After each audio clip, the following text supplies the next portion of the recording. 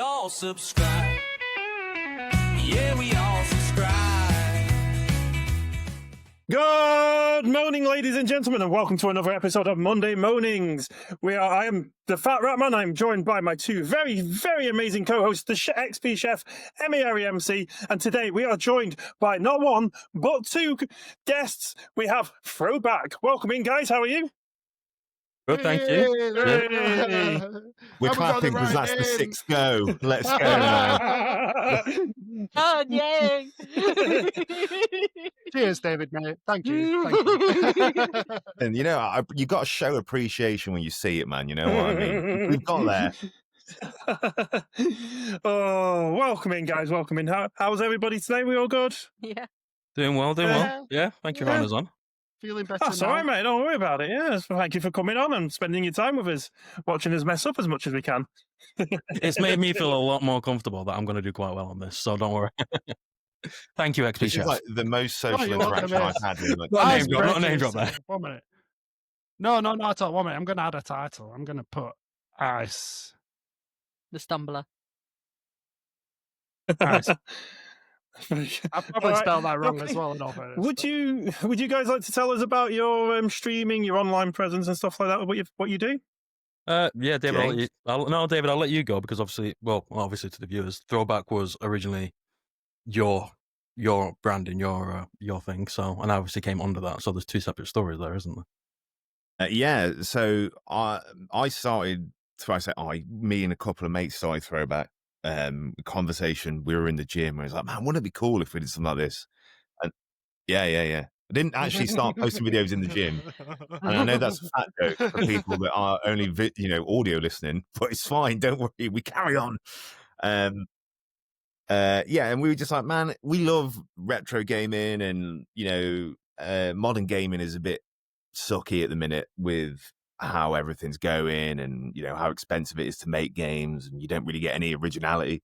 So we just started posting trailers of like old games, man, and it got to like 2.5k, and I was like, oh, this is cool. Should we try live streaming? And then in like 6 months, we've grown to like 10k, and we've got like a really cool group of people behind us. And now we obviously have merged with Game Mirage to my left. So James, take it away, my friend. Yeah. So my journey actually, Game Mirage started when I was actually at university, which was, let's say 7 years ago, maybe 6, just so we can get past that point. It started there because I'm a journalist and I was training to be a journalist. It actually started as a news site originally, and the whole idea was to find the interesting stories through the bullshit of all the other stories that get put out there. Mirage, Student, we can be obnoxious at the time. And that kind of didn't continue. And then I started streaming around the same time as your previous guest, actually, who's an old friend of mine, Rusty Finn Games. He was at my wedding, I was at his wedding. We go back quite a while. Personal then. Yeah. We started together and we kind of supported each other, and then we started to find our own niche and started to get some success. And then I spoke to David when was it, about 8-9 months ago, because it's felt a while, hasn't it? I spoke to him because I wanted to start the website up again, and that was the initial conversation, saying like, oh, would you want to contribute to it? Because I liked his content, I liked his persona, and just who he was. And then that never happened. And then it was like I had a podcast, a Game Mirage podcast with a group of mates, and then that kind of stopped. And I thought me and David would be perfect together on that. So we did 2 episodes of the podcast there, and then we just started collaborating more. And then we just thought to ourselves, fuck it. I wanted the Mirage brand to be what the Throwback brand was, but his umbrella, his brand was so much stronger and so much cooler than mine was, and I wanted to be part of that. And then we just clicked, and then I became Throwback Game Mirage. Now I own his soul. He fucking does. So yeah, we've been Throwback Game Mirage now. How long have we been doing this now together? Must have been about 3-4 months. I think it was probably about June, wasn't it? You swapped over. Yeah, you came to my birthday in May. So yeah, probably about 4 months. So it's quite new. How's that going for you, the merger and stuff? I fucking hate him.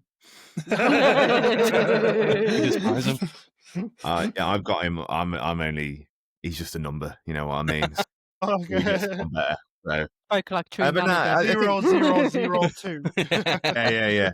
But you know what? Soon to be 0-0-0 nothing when we get rid of him, so it's fine. But no, honestly, I think it's good because a lot of the people that were in our streams anyway were sort of crossing over, and we noticed a lot of the people were jumping in our stream, in his stream, and whatever, and we just thought, well, this just makes sense to just join everything together. So we like merged all the Discords. We've got like a Ko-Fi or Ko-Fi, whatever it is now, where people subscribe, and we've got like a dedicated thing where we're like, Mondays is James's powerhouse night where he streams and he does his Harry Potter stream at the minute, I think is your thing, isn't it? And then we've got the Cowboy Club on Wednesday where we're doing like all the Red Deads, Gun, all that sort of stuff over here. So people go for those certain things, but then the other days we're usually providing 7 days a week worth of streaming between the two of us. So people have always got that sort of thing to jump to, which is you try to do so, but you want to jump in really head first with all your streaming and your content. But I think we also all have jobs, and it's super hard to do that. So like when you're breaking the work between two people, and we've got a really strong support team behind all of us, all that that do the tech, because I barely know how to turn a PC on. So He's not exaggerating. Setting up my stream. It's terrible, bro. Honestly, if something goes wrong, I have to ring my tech live on the stream. And be like, our community know Tech Tom. Like our community know him. Oh, wait. So that's your nickname on your website then? Because there's like 4 of yous, isn't there? I can't remember. There is. There's Yeah. Tom, Nate, James, and me. So Tom deals with all the tech. Nate is sort of like, he's in and about, but he's been quite busy recently. So he's like in some video. He was originally the guy that I started Throwback with.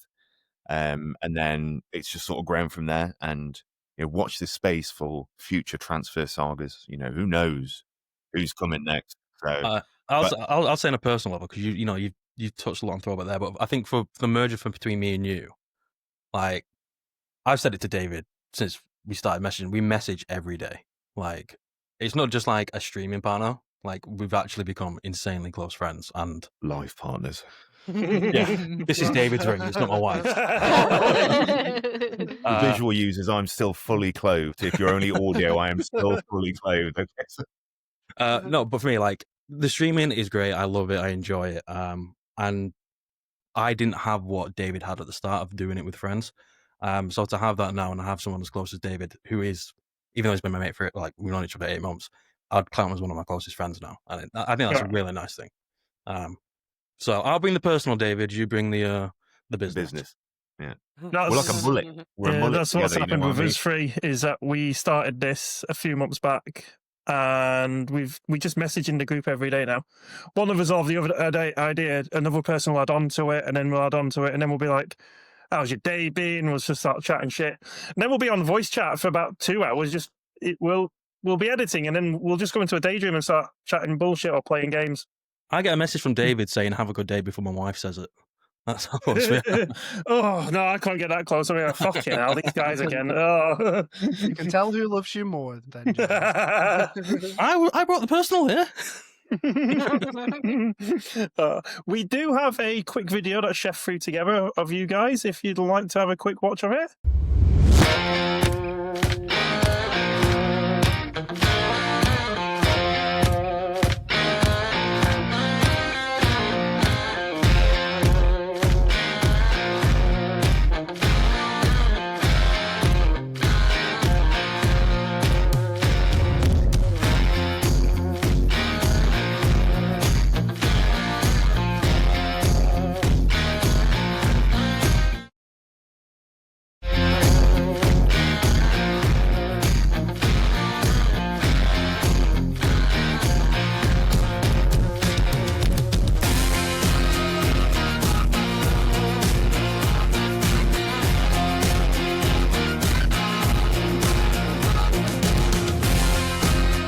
Well, it is excellent. And the most important thing you got in there was 50 Cent. So well done. As soon as right, there's a story That's your behind it. video. That's your video that has millions of views, doesn't it? But bro, I owe this channel to 50 Cent, man. You know what I mean? So I get headaches because of 50 Cent, because it was for a month straight when that video was just going up and up and up. It was 50 this, 50 that. I'm like, fuck off with 50. I mean, GG, but It's not personally because 50 Cent's coming in bashing your head in. It's because of the video. Like, yeah, 100%. oh, that video was amazing though. Well done. It's very Yeah, nice. that's Thank all, you very Chef. much. His editing's getting a lot better. Oh, yeah. He even admitted it, yeah. But not my speech. Not Not my his- intros. Not my Austin, intros. He's our With, tech guy. with those editing skills, you can just edit that out. Don't worry. Oh, that's down You to can me. make yourself sound good. I've started putting the outtakes at the end, like a Pixar movie. Yeah. After the credits, yeah. So, do you want to tell us a little bit about your subject today as well? David, you can do this one because you're more passionate. You're more passionate about hatred to this. While I'm a bit more simplistic. When James told me about this, there's only one thing that came to my mind, and that is that Souls-like games fucking suck so much. And I'm sorry to put it out there for people that love it, but they're just it's not my cup of tea. And my passion, not my passionate hatred, I say it's more than passion. It's like just an instinctive. I wake up and I want to just murder. Burning is it- desire. Yeah, is that every game now is starting to have some like Souls-like stuff in it, and I was like, I don't need it. I don't need it. I don't want to keep yabbing, but Go for James, it. No, it's fine. No, sorry, we've got another hour, so... Yeah. I'm in a similar vein where the Souls-like games are becoming frustratingly kind of embedded into a lot of new games coming out. I'm not a Souls player. I kind of appreciated the Souls games, like the Dark Souls games, Bloodborne's, and to Elden Ring as well. I appreciate those games and what they brought, but the fact is now every game that's coming out is trying to replicate that and kind of not innovate on it, but trying to just replicate and copy what they've done just for kind of that marketing success. It kind of pissed me off a bit.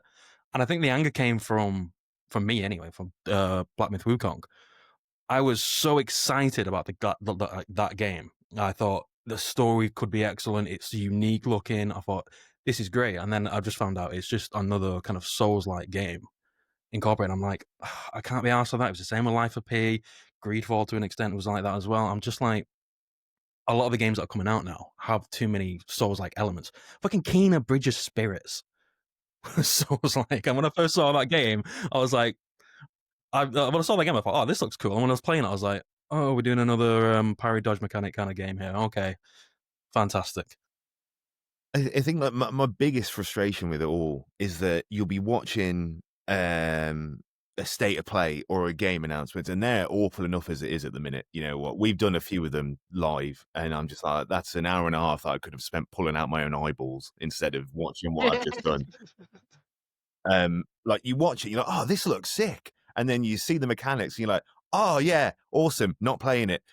You've ruined it for me in the first 2 minutes. And it's just like, I like, don't get me wrong, it's almost definitely a skill issue as well. Like I did a stream of Dark Souls for the first time because everyone in my chat was like, play Dark Souls. And I was like, right, okay. And yeah, shock horror, I was terrible at it. But I was just like, I just don't get, it doesn't need to bleed into everything now. Like everything, like I think, as you can tell, I love Star Wars. And don't get me wrong, I would have played Jedi Survivor and Jedi Outcast or whatever. Fallen Order. But I'm playing them because they're Star Wars games. I'm not playing them because it's like a Souls-like adventure that I have to play. It's like I'm playing them because it's Star Wars. I don't know. Just old man rant. For me, like, every game doesn't need to punish me just for fucking breathing in the game. Like, It's true. I literally, I walk out and like I fucking get beat up. XP Chef made that great montage of the games, man. I fucking play Rugrats. It wouldn't surprise me if there was a Rugrats Dark Souls game in the next fucking 12 months. I miss the days when I pressed start on the Simpsons game and I got an achievement. I felt rewarded for pressing one button, not for doing a 10-minute fight against a dragon and then the dragon's nutsack. You know what I mean? It's just like Oh, no. I just don't. It's that's the gripe for today. Yeah. That is. For me as well as like, sorry, just for me as well, like, with the art style, again, going for that montage, I love Dante's Inferno. I love the hack and slash genre, and that art style is perfect for it. The Dark Souls, Elden Ring, Bloodborne kind of design is perfect for the hack and slash genre. I don't see a hack and slash genre anymore. Those hack and slash genres are now like Souls-like genres. Pisses me off. Yeah. Are we allowed to swear? Because you should probably Of course stop. you can. Yeah, You swear away, mate. Yeah. I mean, Yeah. No, we're just gonna have to fucking edit all this out. It's a good job Cheers. to Too edit. deep in No, there, it's but I fine. should It's ask good, questions it's to be good. nice. You know what I mean? So, No, swear away, mate. Swear away. I thought having something called Moanings in the title, we could swear. Oh, yes. I see what you do mean, though, because, like, the first ones come out and they were actually enjoyable. I didn't play them too much. I played them at a mate's house. Oh, that was pretty cool. And he was big into them. I was like, so I sat there and watched him. That's pretty cool. And then another one came out, and then one came out copying it, and another came out copying it. And I was it's this. I think it's the state of gaming these days, is that just one thing's popular, then another thing's popular. It's like Call of Duty, Battlefield, and all that Fortnite. crap. They're just going to copy it. You are right. It's lazy marketing. With It these is. things. It's bad. It's like, oh, this is a Souls-like game. Like, then the Souls-like fans will be like, oh, fucking yes, Yeah, and I think- they'll just go along and buy it. before that like transitions to so many. Oh, go on, James. Sorry. No, I was gonna say, before we jumped on this podcast, we were just clarifying to ourselves, like, we are right in saying this. And David just searched like Dark Souls games, Dark Souls like games. Sorry, I may have got that wrong. Souls like games. Sorry. He Souls-like. searched Souls like games, and the list that came up, some of them weren't even Souls like games. It's just they're marketed that way because there's Yeah. such a huge appeal from the audience to have that. Or there's a loud like contingents who love that game, and that's what they kind of want now. So the even games that don't have it are getting like pigeonholed into a Souls-like game, and that is mainly just due to some little, maybe a role mechanics in there. Maybe they've got bonfires like Expedition 33, the Clear Obscure game. Brilliant game, by the way. I actually do like that. Apart from the bonfires and fucking enemies respawning every time you go to it, that's what I thought. But yeah, the marketing on this now is just getting pigeonholed into everything, just so it can say we are a Souls-like game, and people Yeah. will download it because that's all they care about. It is like you see that transition in everything. Like you remember when Mumford and Sons got big, and then every fucking band had a violin and a fiddle in it, and you were like, Yeah, it's "Oh, true. bro," you know what I mean? It's the same thing with gaming, and like you said, it is super lazy. I think this extends to us having a real frustration with like the lack of originality in gaming at the minute. Like we have been playing the same iterations of games for years. When was Mhm. we're going to flip the podcast right now. When was the last original game? What was the last original game you played? Like nothing you've ever played for before. Nice flip, Croc. And I You know what I mean? It's fucking Croc. few and far between, because Alright, yeah. the last That's quite a long time the ago. last that game that Croc. proper took me was Baldur's Gate 3. Mhm. That was one sort of like, and that's a small developer. I won't say indie, but they're a small developer, and they've thrown everything into it. But before that, it was all just remakes, re-releases, and copies of everything. Guitar And- Hero. A good shout. That was Hell yeah, innovative. dude. I don't know if you can see it. It's down there, brother, but hell yeah, man. Aye. Mhm. Aye. But like, I'm the same. Like, we looked at games this year that's coming out, and like, Ghost of Yotei is probably going to be my game of the year, like easy. But again, it's still a sequel to something that I've played before, even though I really enjoyed the first one. And before that, there was such a wave of like emptiness, apart from like Xbox Game Pass uploading. Oh, here's a game where you're going to get murdered 57 times before you get to the end of the level. I'm like, brilliant! Can't wait for that. What's next? Oh, Gears of War. That game's 20 years old. Brilliant! I'll play it again. I bought it, obviously, but like that lack of originality. And where James says everything gets pigeonholed into that genre of like, oh, this is a super cool game where you have to be struggling and you're going to die, you're going to die. I'm pretty sure on the Bloodborne trailer, it just says prepare to die. I'm like, if someone said that to me in the streets, I'd go the other way. You know what I mean? Yeah. It's not my cup of yeah. Just I think fucking- it's like a bigger conversation that needs to be had with gaming overall as well. What kind of Yeah. masochists are playing these games, by the way, with that title? Like, prepare to don't- die. Like, Bro, you say that, you're going to get witch hunted in the comments, man. They'll all be there. Yeah, you just want to Fucking get good comment. Roll crap. Come for me. Come for me. Because I've only played a little bit of one and maybe a little bit of Bloodborne. Like, does it actually have is it a genre of game like Dark Souls and stuff like that? Because we're saying yeah.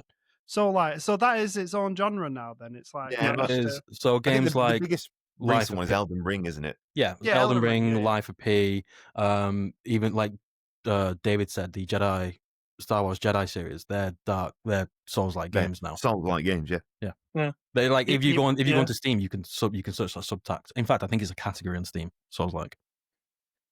So it's You mentioned Life of P, which I was tricked into at first. When I saw it advertised, I was like, "Oh, it's a dark Pinocchio," and I was just like, "Oh, it's pretty cool. I like Pinocchio, and I like dark things, and I like it." And it's like it might be the original story, Souls-like game. I was just like, "No, I'm just gonna leave that now." But that's the thing, like you miss so many like cool stories. Because don't get me wrong, that Life of P story would probably be good, and even Kena Bridge of Spirits.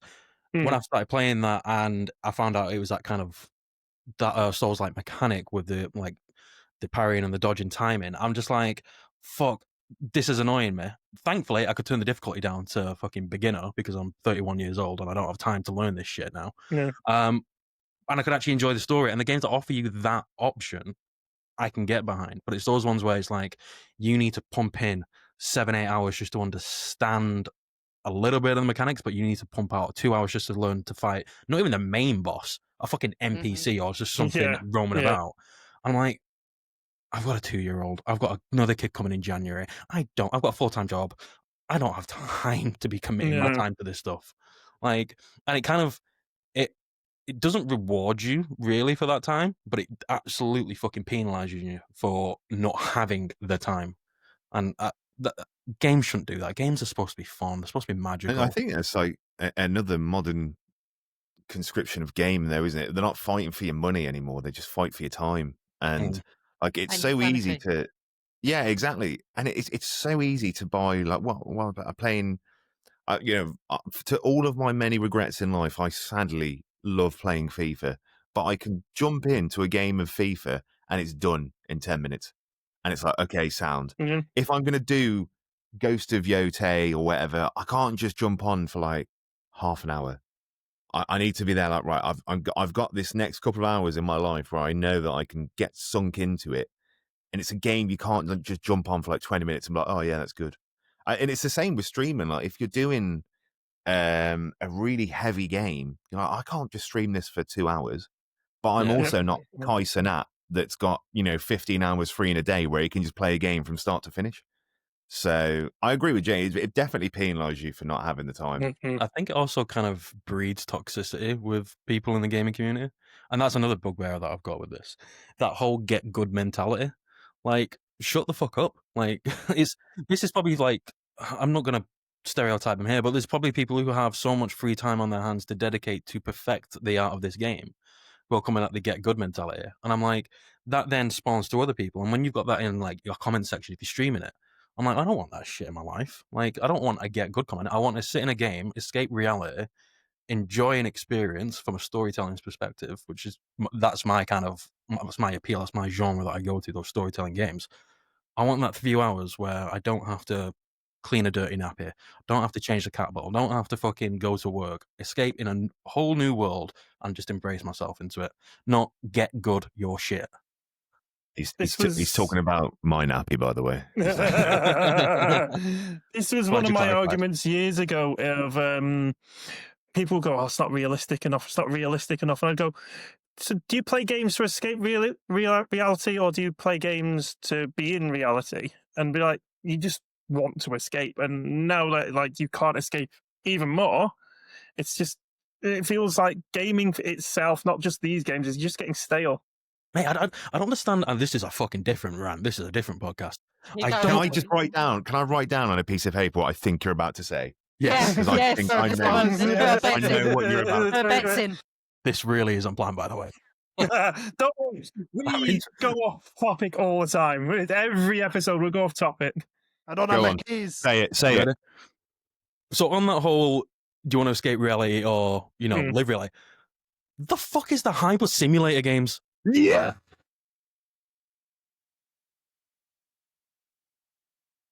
I mean, this is something you rant about a little bit too much, James. No, this is the fucking first time I think I've ranted to David about this. No, literally before But James how had did you this, know? before he said that, I was literally in my mind like, why the hell do people play Power Wash Simulator? You gotta Yes. wash a car. You know what I mean? I don't know, man. There's something about like Power Wash Simulator, though. No, bro, no. I do like the look of the crime scene simulator because in no part of real life am I picking up a dead body and putting it into a bucket. And getting But paid by I the think that- mafia. That's crime Yeah, scene cleaner.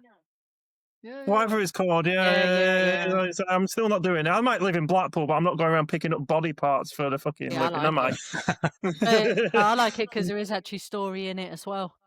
Yeah. And the What game is crime that? scene one. But- Crime But scene cleaner. Yeah. I've never heard of But that the one. cleaning Have one, a the look. power wash one, I'm 100% with you on that one. I couldn't. My ADHD would kick in and go, let's go do something else now. And fucking, woo. Actually, saying that Power Wash Simulator was good when it crossed over with Tomb Raider. And you had to Of clean course, a you're watching mansion. it now. A mansion. Fucking- mansion. Really? Can you Not have a just butler That's when it in was a down bit Lara cool Croft for or about something 5 like minutes. My 12-year-old dreams came true when I was cleaning Lara Croft. Like, come on, Laura, Oh. get in the shower. Have you got All ring the for that, angles. please? Oh, God. All Oh, three shit, of them. Sorry, Triangle. David. Sorry, David. Can you power wash and push the butler into the freezer? No. Lock him in. Oh, just leave him in there. Like, bye, mate. Who hasn't done that? Oh, I do it all the time. Yes. But yeah, on the simulator, like fucking farming simulator, I don't give a fuck about farming Yeah. simulator. I don't want to stream Yeah. farming simulator and then get fucking Jeremy Clarkson coming in for advocating his own rights. Like, fuck off. I don't care about that. I don't get an inheritance if I sell the farm. Oh, Yeah, okay. they're only clearing their throats because these two here are big fans of simulator games. Are you? Are we? Are we? Don't lie. Don't lie just because they're saying it's not cool. Don't Just lie. because, Don't show up for the cool supermarket. kids, man. You know what I mean? Right. Okay. Who- The supermarket together, but that's all because you can twat people with a broom. And Yeah, make them walk do, in like, as a a front customer flip. with a broom. That's the and roadside research. That's because I'm an alien and I get to pro people. I think that sort of stuff is cool. Like where you're playing as like an alien and you've got like, Yeah. oh, I've got to blend in with humanity. That's fine. Yeah. What was the drug dealing one that was big this year? Schedule 1. Yeah. Fine with that because am I ever going to get on a skateboard and blow a crackhead? You know, straight in the head with a gun. Whoa, not blow a crackhead. What's a but with crackhead? gun. You know what I mean? Let me finish my sentence before we get eager, ladies and gents. All right. I mean, you corrected yourself. Isn't that what they have to do to you? Like, Yeah. Hey, I didn't get that far in the game, but you know what? But like, I think that's fine. But then when someone's doing like, oh, Hoover Simulator, and they're like, Yeah. just get the fucking Hoover out, man. You know what I mean? Just here's a tip: you can do it in real life, and you probably clean your house up at the same time. But The irony is that people that play that don't. They're still hoovering someone else's virtual house whilst the clutter of crime building up behind them. just mad. It's madness, man. God, I think we're just covering off everything we hate in We gaming. just hate in this everything like bloody hell. bring it on. It's a bumper podcast, isn't it? You know what I mean? It is. So going back to the Souls-like games, though. So, Good segue. I like it. yeah. Thank you. Okay, help me segue and go off now. Like, wee. Keys. Yeah, going back to Souls-like games. When like I said, when they announced Liza P, whatever it's called, I was really let down with that. What was the biggest one you thought that looks really cool, but then it ended up being a Souls-like game, and you thought to yourself, I'm not going to do it now. Sekiro. Yeah, I'm all about like Japan and all that sort of stuff. So when they did Sekiro, I was like, oh shit. And then they showed gameplay, and I was like, oh shit. So, and it's not even the point where I'll try it because I'm not willing to drop 70 quid on a game that I'm probably going to hate.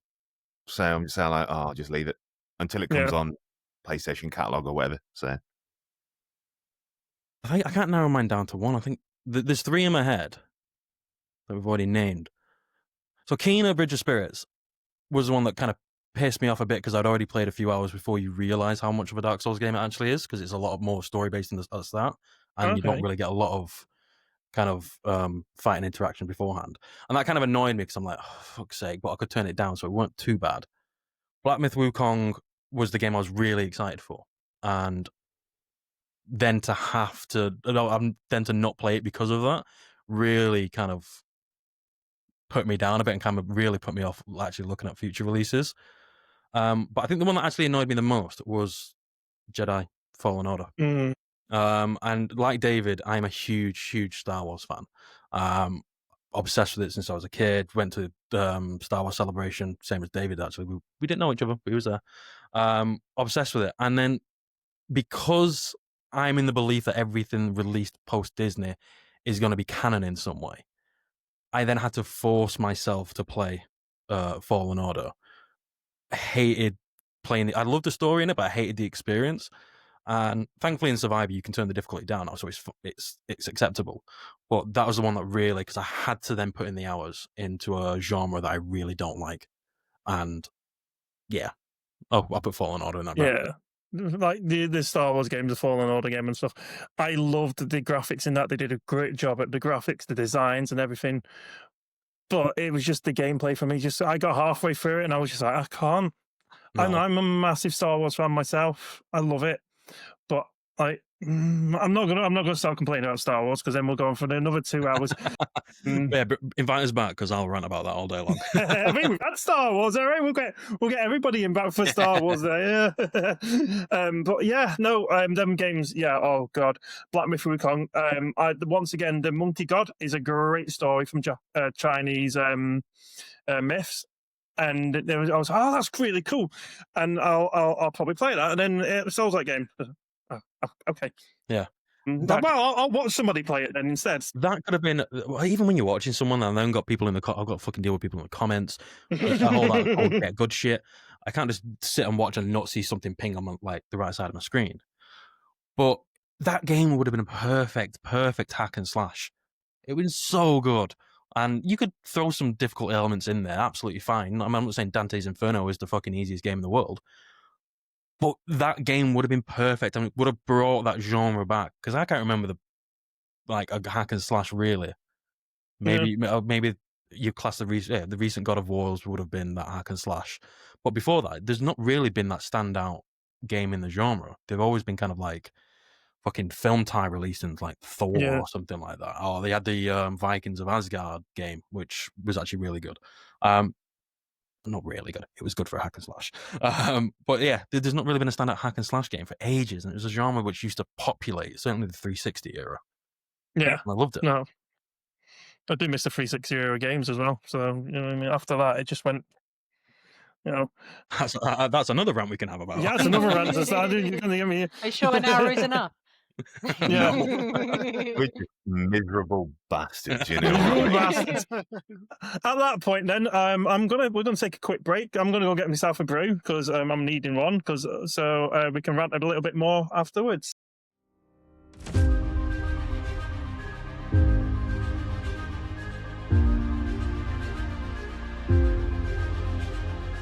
From the team behind Monday Moanings comes a new kind of challenge. A peaceful valley filled with crops, creatures, and chaos.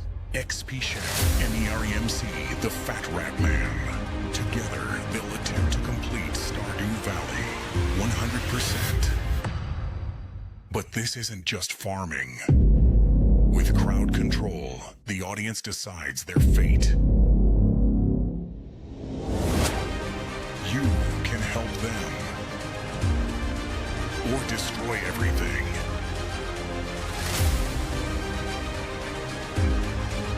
They're aiming for perfection. But the real question is, will you let them?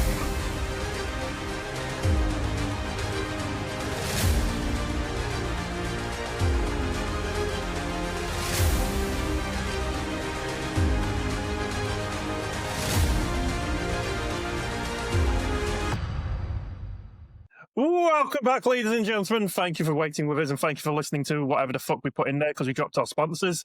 And right, what we're going to do now is in this part of we like to turn it upside down, turn it on its head, try and talk about the positive parts of what we've been talking about.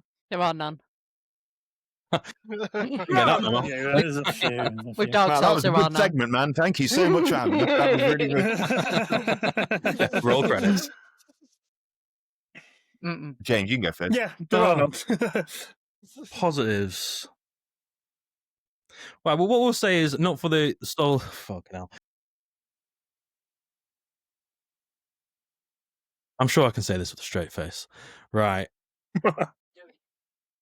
Not the positives, not focus on Souls-like, but just focus on Dark Souls itself. Hmm. And to an extent, Bloodborne, because I think Bloodborne was before Dark Souls. They were unique. It was something different that, I mean, we're crying about like needing more originality in games. That was unique in itself, what it brought to the gaming world. And loathe it or love it. There was nothing else like that beforehand, which fucking brutally made you suffer in the game. The first one was actually Demon Souls. Or was it Demon Sorry. Souls? Oh, I apologize. Demon Souls were put in that category as well. They were original and unique to the time. I'd say that is a positive. And the actual design themselves, like the actual game design, like I mentioned before the advert, if that was in a hack and slash genre, I'll be all over it. Like the Dante's Inferno, I keep going back to it because it's my favorite hack and slash, but it's kind of really mirrored with the same design as these Souls-like games. It's really interesting, really intriguing. I love how they use like the dark, the shade, the light in the game. It's really fun. I mean, not really fun. It's really good to look at. And if you can replicate that in another game like Wukong, would have been really good as like a hack and slash. That's an appeal to me. That's a positive I can give them. Apart from that, I'm stuck, boys. Yeah. I'm stuck. See, Excuse me. There Sorry. we go. Previous incident. I would also say like the world building is good. You know, it can create atmosphere. It can make you feel like, oh yes, this is what Birmingham would be like if it was in a video game. You've lost I say every that listener from I Birmingham. live near Birmingham. That's my closest city, man. So you know, it's fine. It's fine. I can say it. I get away with it. It's fine. But like, it does really good at like world building. As for story, I'm not really sure because you speak to a knight and he's like, "Save me from the thousand sons of death, and I will reward you." And they're like, "What does that do for me?" So let's put story out the window. Yeah. But world building, very cool. Very cool. And get on board with that. There was a nice blend in Claire Obscure Expedition 33 where they had elements of Souls-like games with the campfires and the enemies respawn and kind of the difficulty of beating these enemies. I turned it to easiest so I can get through the story. But that world is beautiful. The music in that game is stunning. And the actual story itself is really, really intriguing. Like, I wanted to know what was happening on these expeditions. Like, it made you push forward more and more. It was just the Souls-like elements that were in that game, which thankfully, again, I could turn that to easy, which really put me off. So that's a nice blend of where it could go in the future if you wanted to incorporate more casual players in the Souls-like universe into that genre. Now I'm definitely stuck on what good to say. yeah. No, because I was thinking that like a while back I saw someone saying these sort of games might push other games, like say RPG game developers, to do better. Like Bethesda might push them to go, we need to do better to compete with these people. I don't think they do. Do you not reckon? No. I think Bethesda release a game, it's buggy as shit, and people are still going to play it. You know what I mean? But they also have they have their own style. Like if you brought janky. Yeah, janky, but like the Oblivion remake, like it should be a remake, even though the classic remaster. The Oblivion remaster, if they started to incorporate some Dark Souls elements into that, Souls-like elements into that, which was a rumor at first when it was first kind of like teased. Yeah, that's my favorite game of all time, Oblivion. If you would incorporate that, I'd be like, fucking no way! You've just ruined the magic of what like an Oblivion or like a Bethesda game actually is. I also think Bethesda have got like, sorry to cut you off, James. That sort of like star power where they can just say, Oh, They're too big. Fallout's coming out, and they'll be like, "Oh my fucking god!" Everyone's just pumped for it, and someone will be like, "Oh yeah, Dark Souls 4's coming out."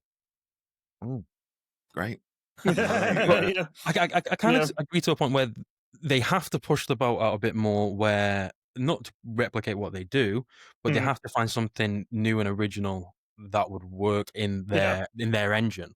I think Starfield, they tried to do it a bit with that, and it didn't really have that success which they kind of thought it would have for a new IP. Starfield had potential, but it was just sort of like they just sort of it is Fallout in space, and that's about it really for me. What I poorly executed Starfield, man. Like it had all potential, and then I played it, and I was like, yes. I think I say this nearly every episode, but I'm a massive Bethesda fan. I've got a load of stuff on my desk. I've got the thing, and I can see California, the NCR and stuff. Yeah, I love it. We got the New Vegas collectors there, man. That's I've got that somewhere. It's over there. I get the platinum chip all the time. I'm like, look at this, it's great. Yeah. Was yours missing the platinum chip, David? No, I found it. It was hidden in the CD case. Oh, right. So you didn't get shot in the head for it or anything then? No. I had to. The man was like saying, "Oh yeah, I'll fully refund you," and then I was like, "Oh, this is really awkward." I just found it in the CD case. Sols. Like, oh, and then you saw the refund. No. I was going to say amateur hour. I was my eBay rating is outstanding. Don't you dare slander me. Hey, plus. Yeah, that's it. That is it, man. On your point though about pushing the boundaries, I think it was the Game Awards, so not last year, the year before, where the Elden Ring DLC was part of the Game of the Year nomination, which was a fucking joke. Let's be honest. Let's not beat around the bush. But on your point, you could say that should have, I don't know if it has, but it should have pushed the industry to think, why the hell is a DLC in the Game of the Year nominations? Like we need to do better with that. And I think maybe I'm not going to say you have, because Astrobot's a fantastic game, but I think that won the next. Did it win that year? Or was it the year after? I think it was actually won that year. It won that year. Well, my point's out the fucking window then. We were too early in the stage to kind of see their success.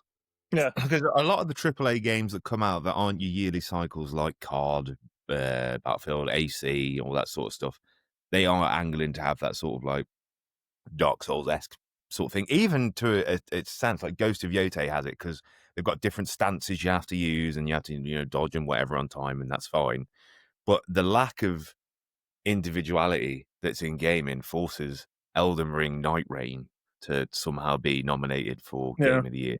So it's a really sad state it's in, and I think there's a few things that hold it to it. Is the GTA bottleneck is indefinitely. Oh, excuse me, but I've just been handed ice cream by a very nice lady. Nice. Very nice. What flavor do you have?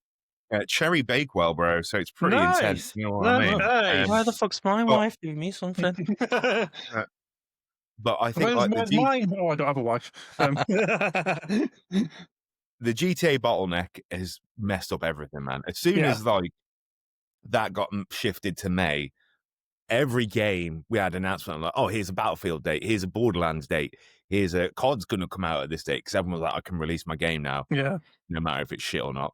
And now we'll have the same problem going into May, because who honestly is going to release anything April, May, June that's like quick time, because they're all going to be worried that you're going to be, running over on a beach in Miami. So I think another issue as well is, and it's the state of the gaming industry in general, it is so fickle in terms of there's so many cuts being made to people employed in that industry, and there's so many studios being shut down just because financially they can't afford it, because making games is so expensive now. When it comes to actually needing to think outside the box and create something original and new, which has no guarantee of success, they're not going to do it, because it's going to be a financial loss and probably close the studio down. And that's the sorry state that we're in, where in the PS2 360 days, that wasn't the case. People were free to explore new types of games, new types of mechanics, new genres in general, kind of create something outside the box without the fear of losing their job. And that in itself is a worry moving forward. And another reason why we do this title that got canned, Concord, was it? Concord, yeah. Yeah. So, how much did they spend on it? Millions and millions, and you're like, should have made a Dark Souls game, man. You know what I mean? But even that trailer, remember the trailer? I thought, fuck me, this looks like a really cool kind of Guardians of the Galaxy-esque story game. And then it just became an Overwatch type game, which had no intrigue.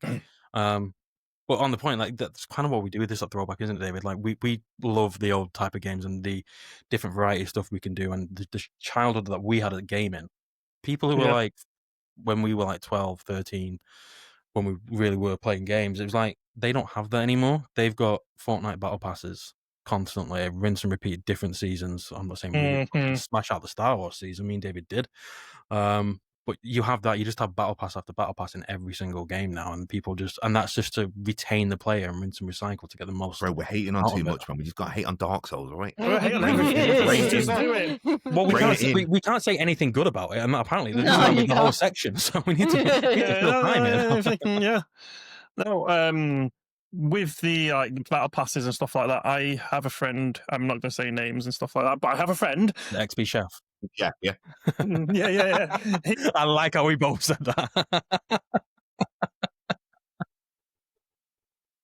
Oh, it's definitely not me then. No, my friend of a friend. Friend of a friend. His nephew got a ridiculous amount of money for his birthday, about 300 quid. At that age for me, right, so that would have fucking finished me off. Like 300 quid, fucking hell. Spent it all on Fortnite bucks or whatever you got, V-Bucks. Oh, really? V-Bucks, yeah.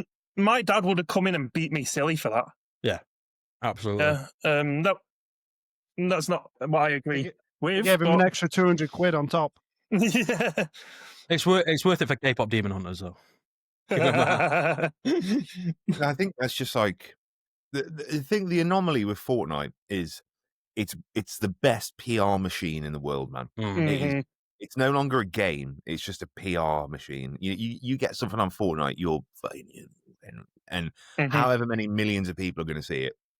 And I sort of can't hate on Fortnite for it because I'm just there like it's free, and people that want to spend money on it will. That it's just their model that they do to do whatever stuff like in Warzone, where it's you have to buy COD to sort of get the full experience with it and whatnot, to unlock all the guns and everything. At least in Fortnite, I can drop into a map and all the guns are unlocked, and I can just be like, yeah, away I go. This is doing what I need to do. When it's cosmetic, there's no issues. I mean, I think my biggest gripe with the battle pass is because we're on this conversation, Diablo 4. I ended up buying Diablo 4 on release. It cost me like £60, and the game itself wasn't great, nowhere near Diablo 3. But then they incorporate battle passes into it, and I'm like, well, I've already forked out £60 for this game. Like, why do I then need to fork out for a premium battle pass? Because there's 2 tiers now all the time. There's a free tier and a premium tier, just to get some cool cosmetics. Like, what's the point? I've already splashed too much money on this for a game actually, which isn't great. No matter how good Elon Musk says it is, it's not great. Do you remember when you bought? I think Gears is a great example. Like Gears 1, and they said, "Oh, we're going to bring out a map pack," and you were buzzing to play 6 new maps. You were you were like, "Holy shit! I'm about to have my shit rocked by 6 maps," and now it's like, "Wow! I can put a pair of dunks on Godzilla." You know what I mean? It's just not the same. Like, give me a game that is finished. Give me a game that is cooked. You know what I mean? I want it to come out the oven and it's fresh. And this is what I don't hate on GTA taking as long as they need. Because regardless of what they're going to be, it's going to be the biggest entertainment release any of us will probably see in our lives. Yeah. And it's going to be amazing. Regardless, people are like, "Oh, it's not going to be good. It'll be 13 years. It's going to be shit." No, it's not. We all know it's going to be good. Let's be honest. We all know it's going to be great. I'd rather them do that than say, "Oh, here's a battle pass or a DLC or an extra thing you have to pay for 2 months down the line to extend that game." And when you play these 360 games, that was just standard. You got the whole game for free. I think until Oblivion used the fucking horse armor DLC. No, that's the one that started it all, isn't it? Yeah. Oh, I was the idiot on the day of release going, "I'm fucking buying that." Then I looked at it, was like, nice shiny horse, yay! That was it. That was fucking, What's it do? It makes it look good. Yeah, that's it. That's all it did. Yeah. It's tiny. Yeah. You were the best Going looking back- fucking person in the whole of Tamriel. Yeah. I'll tell you Yeah. that one. Well, look at my golden horse armor. Only yeah. seen by NPCs. My mother. Mum, look, my horse is shiny. Come and have a look. Shut up, me and Dad are getting a divorce. Leave us alone. And it's your fault. Why are you saying that while eating ice cream, man? I'm just reliving the past, bro. You know what I mean? No, I'm joking. You can tell we're Going the tail back end to of this the podcast. GTA 6 thing, because this is one thing since it was announced, I've been saying on my streams is that, yeah, it's going to be good. Am I excited for it? Not yet. I'm going to be the one I'm going to get it on launch day. I know I am. I've got every GTA from beginning to end when they've launched. I'd be more excited myself for another Red Dead Redemption, but that's because I love them. But yeah, it's going to be good. It's going to be good. And I don't like yourself. I'm not sort of like going to berate Rockstar for taking a bit longer to finish their game off. Yeah, on GTA, the story is going to be great because they always are, and the level of detail that Rockstar put into their stories are fantastic, even from kind of character animations. Like, we've all seen the horse's bollocks getting smaller when it's cold in Red Dead Redemption 2. We're going to get so much more of that. Hand on my heart, I didn't even know that was a thing. I didn't Spoilers! either. Spoilers! We got to check now. There's got a a lot video more. for that, man. There's a lot more you Check it got on then. Horses, bollocks, Red Dead Redemption 2. XP Chef, you make a montage of that.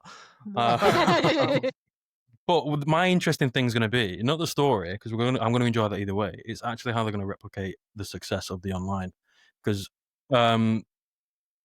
Take-Two Interactive, isn't it? Yeah, they're a lot of their profit from, I think, 2024. I did a news report on this. A lot of their profit came from microtransactions from GTA Online, obviously their mobile games as well. To then move such a successful platform, which is still successful today after so long, to a whole new platform, that's going to be the challenge for them, and I think that's going to make or break the success of this game. Yeah. No, I don't even go on GTA Online anymore because it's not what it used to be. I was doing a CEO run and I got fucking blown up by some guy in a Honda Yeah. motorbike. I was like, oh, I'm done. I Yeah, think, like, I think I'm almost, and this might be one of the rare times I'm inclined to disagree with you. Oh, okay. Shock horror, I know. Ooh. I don't think it's going to be a challenge at all. I Really? think people are going to eat it up. The same 14-year-olds that are flying around on those scooters will be the same 15-year-olds that play that game next year, and they're still ruining my 32-year-old fucking mind. Well, you've got, what is it, a 10-year, 13-year gap now since GTA 5? All those people who played the online and grew it to make a success it is today, they don't have the time to replicate that time. The new audience don't have the attention span. It's all about instant gratification these days. They don't have that attention span to continue to have a long successful career in GTA Online, a long playing period in GTA Online, because there'll be something new and shiny out the next day. It's not like back in the day where we kind of committed to a game. Like I said, I've played Oblivion countless times, about fucking 50 or so playthroughs. Players aren't like that these days. Like, Fortnite would die if they weren't constantly releasing new skins. Like, but I think, like, GTA will take. We're so far off of Dark Souls. Is this the worst podcast you've ever done? I'm so sorry. No, As long as you have someone shitter than us, that's fine. Don't worry about it. We never stay on topic. It's fine. No, you pick a topic when I was thinking. Rusty Finn brought out fucking Monsters Inc. ones. Yeah, I think we're good. At least we're on topic. I think, was good, like, though. with GTA 6 is that people aren't going to be bothered about the gratification thing as much. Like, I get where you're coming from, because everyone's got TikTok brain now, which is fair enough. But, like, I think it's that ingrained as a multimedia project of such significance that people are just going to play it to be involved with it. And when GTA Online first came out, I I remember loading it up and I had to play that Le Mans mission where he's like, shit, welcome to LA. And I'm there like, oh, nah. And it kept crashing over and over. And I was like, fuck, I'll play this about 60 times and I'll do it because I want to play this so fucking bad. People and I won't do think that initial sort of climb where people have to go and get the hover bike, people have to buy the house, and how in depth it's going to be. I think we're all going to be like blown away by the online concept, because I think that personally GTA, where it's 6 now, is it? Sorry, I think the story mode was done maybe, let's say, 2 years ago, and they were polishing it, and they were like, oh, we can tweak this. And for 2 years they've been on, let's make an ecosystem what is going to challenge Fortnite and going to challenge that PR machine where people are going to come and spend their money here instead of there. And I genuinely think, like, I know Fortnite isn't its target audience to take away from, but I think when GTA comes out, like, naturally people drift away to it. But I think that longevity of players will go to that new one. So I think there's going to be, it sounds super stupid, I saw a TikTok on it, but I genuinely think people are going to make careers off of GTA Online. I think it'll have its like own model and stuff in there where people can make, you know, really good content. If they haven't got an inbuilt role play model, it's the dumbest decision they've ever made in their lives. And I think that's what they're saving a lot of it for, if I'm honest. I genuinely think we'll be blown away by what we get. So everything you've said there makes me believe I'm more right in that it's going to crash and burn. I get the points and like the optimism, but if you're then trying to compete with the Fortnite PR ecosystem and create something insane and brand new, well, one, you're already at a disadvantage because of your age rating. I know people are not going to follow the age rating, but it's there. So it's not as widely accessible as Fortnite is. And again, just the actual online itself, I know you said you agree with the instant gratification. You can't get away from that. You already mentioned you would play that Le Mans mission 60 times. Someone will play that Le Mans mission once and be like, well, everyone will, and be like, fuck it. Like, if it's not working, it's not working.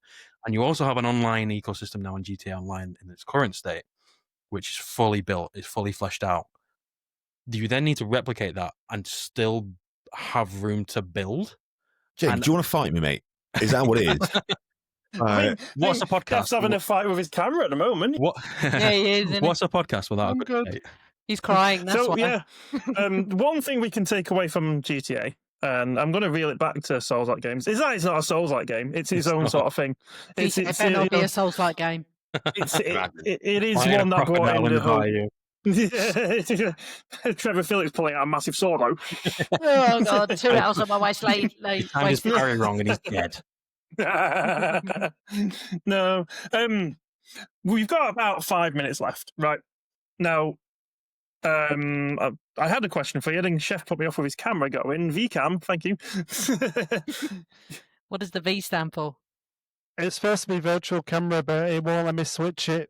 I think Emmy had something you else. also sound like you're in a tin can right now, brother, as well. Let me. It's just a giant tin pack and I'm a bump. Get lost. Right.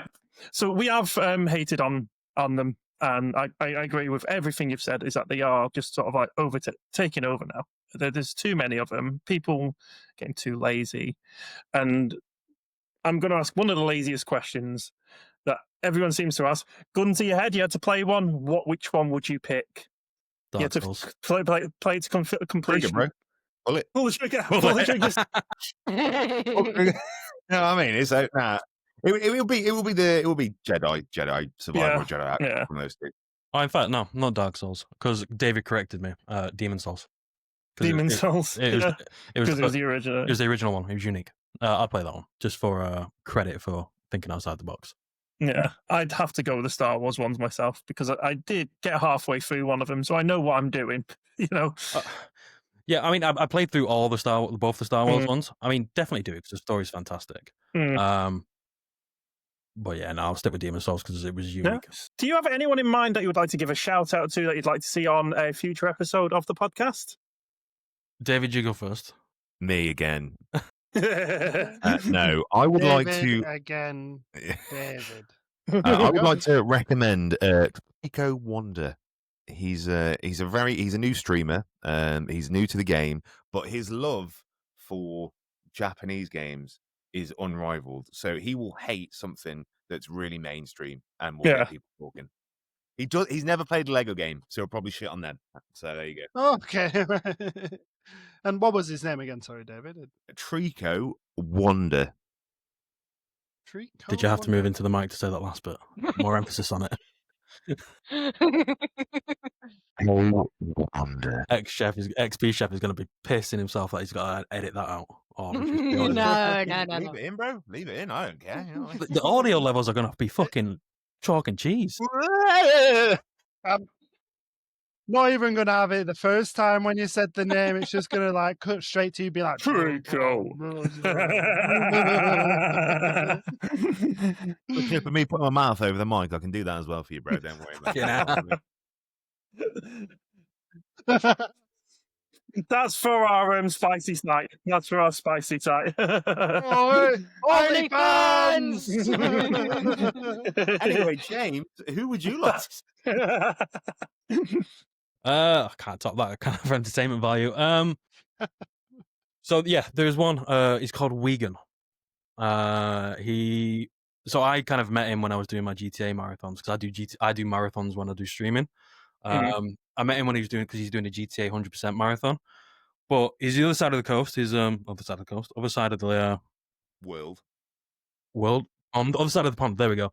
Yeah, Wigan. Which side? I think he's based in Canada. Oh, okay. That's a very big This guy, man, he's based in the Midwest. He's based in the right by Midwest? Chicago, brother. I Is know. it? I know your mate better than you. How about? I'm not good with geography. But yeah, no, Wigan. He's a brilliant streamer. Nice. He was doing 100% on GTAs. He does 100% marathons, so he's on Red Dead Redemption at the moment. But he's just a lovely guy, and I feel like you can get a lot of interesting takes from him. Let's say that. Nice. Okay. Brilliant, man. Just don't include where I didn't know where he lived.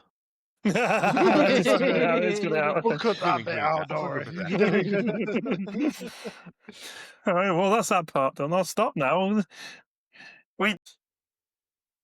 Nice, yeah. Okay, all right. Well, I'm going to call it here. We've been going for an hour and 10 minutes, guys. Thank you very much for joining in. No, thank you very much for coming on. Chef, thank you for disappearing, mate. Just vanished. No, who can blame him? He's had enough.